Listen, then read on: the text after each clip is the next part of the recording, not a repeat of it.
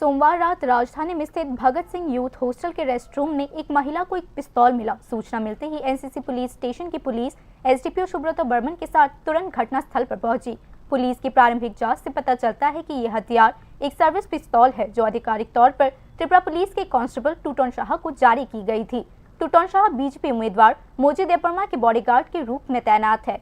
ऐसा दावा किया जा रहा है कि टूटन शाह जो मोजी देबबर्मा के साथ यूथ हॉस्टल आए थे, रेस्टरूम गए और अनजाने में अपनी पिस्तौल वही छोड़ा है। परिणाम स्वरूप इस घटना के बाद पुलिस कांस्टेबल टूटन शाह के खिलाफ डिसिप्लिनरी एक्शन करने की स्वाभाविक रूप से मांग की जा रही है।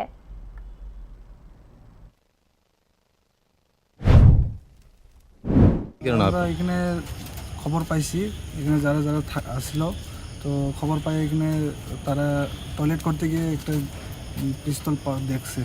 তো এটা অফিসাররা আওয়ার পরে তারা ইনকোয়ারি করার পর এটা বোঝা গেছে একজন পিজির পিস্তল। এখানে কি থাকে পিজি? হ্যাঁ, মানে পিজি কিসের জন্য থাকে এখানে? এখানে ওই আমরা ক্যান্ডিডেট আছে মোজি দেববর্মা ওনার পিজি। এটা কি রাখা উনি গেছে গা? উনি টয়লেট করার সময় বলে এখানে রাখছে, রেখে গেছে। আপনারা